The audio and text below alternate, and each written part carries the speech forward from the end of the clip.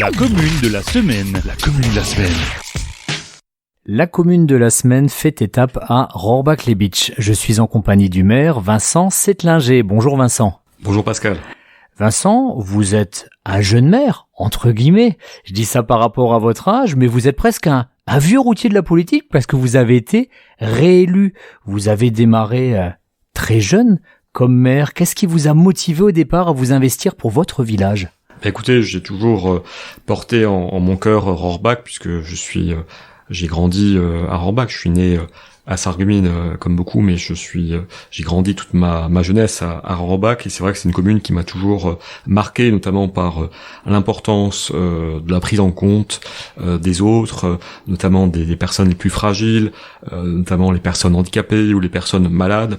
On a quand même sur Rohrbach depuis toujours une politique très active dans ce domaine, que ce soit avec la maison d'accueil spécialisée, que ce soit avec récemment cette création d'une unité pour enfants autistes, que ce soit également depuis quelques temps maintenant en mairie, on a mis en place un accueil régulier de jeunes et de stagiaires de l'IME de Sarreguemines ou de l'ESA de Sarreguemines, et aussi Rohrbach, c'est tout au long de l'année un tas d'actions qui sont organisées pour des associations qui œuvrent pour les malades.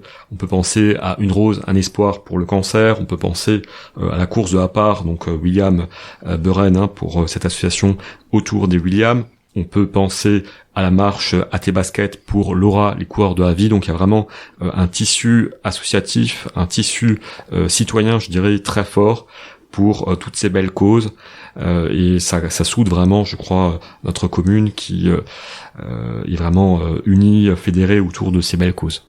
Vous avez raison de le souligner, la solidarité est souvent au cœur des actions à Rohrbach, et vous l'expliquez du coup par le dynamisme associatif, c'est cette habitude de s'engager. On l'a vu par exemple à la fin de l'été, il y avait 250 marcheurs malgré un temps pourri pour recueillir des dons pour Laura, les couleurs de la vie. Vous pensez que c'est cette habitude de s'engager qui fait que les gens répondent présents ? Je crois que souvent c'est parti un petit peu de la situation d'une personne, d'un membre d'une association, d'un conseil municipal ou autre qui était touché à titre personnel plus ou moins directement par une maladie, par un handicap, et qui, alors on peut penser à quelqu'un comme Christian Lett qui a été il y a à peu près une trentaine d'années conseiller municipal adjoint au maire à Rohrbach, qui était handicapé et qui s'est battu déjà à l'époque au niveau national, pas seulement à Rohrbach et au Pays de Bitche, mais au niveau national, pour porter la voix de toutes les personnes qui sont handicapées. Et aujourd'hui, ça semble un petit peu facile, mais il faut quand même se rappeler qu'il y a 30-40 ans, il n'y avait encore aucune loi, aucun texte réglementaire ou législatif pour ces personnes handicapées, parce que voilà, on les a pas pris en compte dans la société.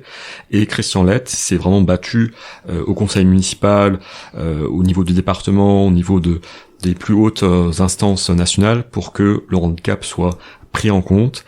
Et aujourd'hui, grâce à lui, il y a vraiment beaucoup de choses qui ont été faites, et je pense que des gens comme lui ont vraiment permis de prendre en compte le handicap au plus haut niveau. Est-ce que c'est pas ça finalement la vraie politique des citoyens, élus ou non, qui agissent et qui changent la donne ?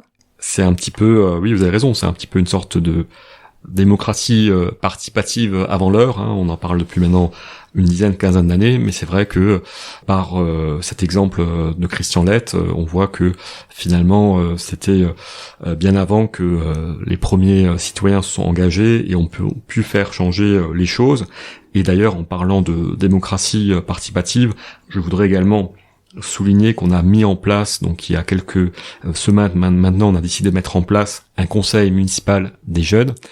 Conseil municipal des jeunes, pourquoi ? Parce qu'aujourd'hui, donc, les Rohrbachaises de 18 ans jusqu'à 99 ans ou plus sont représentés par un conseil municipal comme dans chaque commune, mais on s'est rendu compte que finalement, les jeunes n'ont pas forcément d'instance dans laquelle ils peuvent faire entendre leur voix, et donc on s'est dit qu'en créant un conseil municipal des jeunes, chaque jeune aura la possibilité de s'exprimer, chaque jeune aura la possibilité de donner ses idées, et ça permet de faire découvrir la démocratie à tous ces jeunes, et je pense que vraiment ça va être une très très belle initiative. En tout cas, les jeunes ont répondu présent à l'appel on a réceptionné pas mal de candidatures et donc d'ici quelques jours va être mis en place ce conseil municipal des jeunes. Et vous prenez quelques risques, parce qu'il y en a qui vont peut-être y prendre goût et qui voudront prendre votre place dans quelques années. Pourquoi pas, ce serait bien que, effectivement, je crois que ce qui est important, c'est la relève, c'est que on le voit malheureusement dans pas mal de structures, lorsqu'il n'y a pas cette relève, cette présence de jeunes pour reprendre le flambeau. On voit parfois de très belles associations, de très belles communes, de très belles entreprises qui malheureusement partent un petit peu à la dérive parce qu'il n'y a pas ce renouvellement générationnel. Et je crois que ce conseil municipal des jeunes, s'il peut permettre effectivement ce renouvellement générationnel, Rohrbach a eu il y a quelques années en ma personne donc l'un des plus jeunes maires de France. Peut-être que on aura l'occasion d'avoir un maire encore plus jeune dans quelques années. Je ne peux que l'espérer. Le message est passé. En tout cas, il y a des projets à destination des jeunes. On aurait pu parler également de la salle multi-activités. On y reviendra dans les actus locales prochainement. Mais il y a également des projets à destination de personnes un peu plus âgées, telles une maison de seniors, je crois. Alors c'est vrai qu'on a déjà à Rohrbach donc un EHPAD, donc une maison de retraite, donc la résidence Schweitzer depuis maintenant pas mal d'années, mais on a décidé de créer un nouveau type d'offre pour les seniors. Ce sont les maisons seniors. Alors c'est quoi ? Ce sont des pavillons individuels avec chaque fois une terrasse à l'arrière, et ces pavillons qui sont en train d'être construits juste à côté de la résidence Albert Schweitzer, donc à côté de l'EHPAD, pour que les futurs résidents de ces pavillons puissent profiter des services de l'EHPAD, que ce soit en termes de restauration, que ce soit en termes d'activité, d'animation, ou bien même encore en termes de services de santé, kinés, médecins, etc., qui pourraient recevoir juste à côté, au niveau de l'EHPAD, ces personnes. Donc c'est un concept assez novateur, parce qu'aujourd'hui, il n'existait pas de concepts comme ça sur le secteur, mais je suis certain, en tout cas au vu du nombre d'appels, au vu du nombre de personnes qui se sont manifestées en mairie déjà pour éventuellement prendre un logement dans quelques mois, je pense que c'est un concept qui a beaucoup d'avenir et qui va vraiment permettre d'offrir une alternative à ces personnes, à ces seniors, parce qu'aujourd'hui, rester dans une grande maison, quand on est seul, c'est à la fois des frais, en termes de chauffage, en termes de taxes foncières, en termes de taxes de tout ordre, mais c'est aussi pas forcément idéal d'un point de vue service. Et là, vraiment avoir des maisons toutes neuves avec tous les services à quasiment 200 mètres, ce sera vraiment pour ces personnes-là vraiment l'idéal, je pense. Il n'y a pas de grande ville au Beacherland, c'est pas une info, mais Rohrbach, c'est un vrai bourg-centre, un deuxième bourg-centre, on va dire, aux côtés de Beach, un pôle avec un dynamisme économique certain, même parfois assez impressionnant pour finalement un village d'un peu moins de 2500 habitants.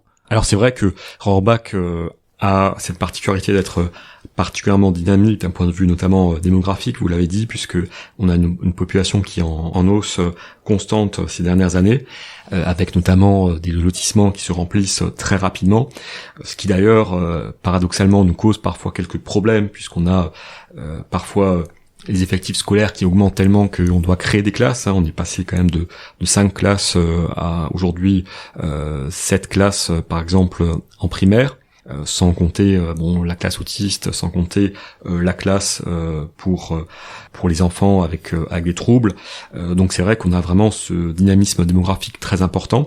À côté de ça, on a aussi un dynamisme commercial, puisqu'on a un centre-ville avec encore une belle armature commerciale, avec aussi deux laboratoires d'analyse médicale qui se sont installés très récemment à Rohrbach. Les deux marchent très bien. On a un bar PMU qui va ouvrir d'ici quelques semaines. On a 2 opticiens. Enfin voilà, on a vraiment beaucoup de services comme ça. Et on a cette zone commerciale qui s'est développée depuis un an et demi, avec le nouveau Lidl, avec le Point Vert, avec Super U. Et ils ont tous des projets encore d'agrandissement, de développement encore de nouvelles activités, parce qu'ils se rendent compte que c'est vraiment pour eux l'idéal d'être côte à côte. Saint-Nicolas, c'est un incontournable. À Rohrbach, qui fera son défilé dimanche 28 novembre, l'après-midi. Quels sont vos souvenirs quand, gamin, vous étiez un petit Rohrbachois? Est-ce que c'était un moment qu'on attendait, la Saint-Nicolas, Noël? C'était des moments magiques? Oui, fait quand même partie de notre culture locale, et c'est vrai que on a tous un souvenir du Saint-Nicolas, mais aussi du Père Fouettard, puisque quand on n'était pas gentil en classe, le Père Fouettard venait nous le rappeler gentiment qu'on devait se calmer pour avoir les friandises que le Père Noël nous proposait. Donc c'est vrai que c'est des très bons souvenirs, et puis on avait la chance, et on a encore la chance aujourd'hui à Rohrbach d'avoir des professeurs, des instituteurs qui font des petites animations, des chorégraphies, des danses avec les enfants. Donc c'est vrai que c'est vraiment la Saint-Nicolas un moment particulièrement important pour les enfants. Vincent Settlinger, maire de Rohrbach-Lebitch. Merci beaucoup. Merci à vous Pascal, merci beaucoup.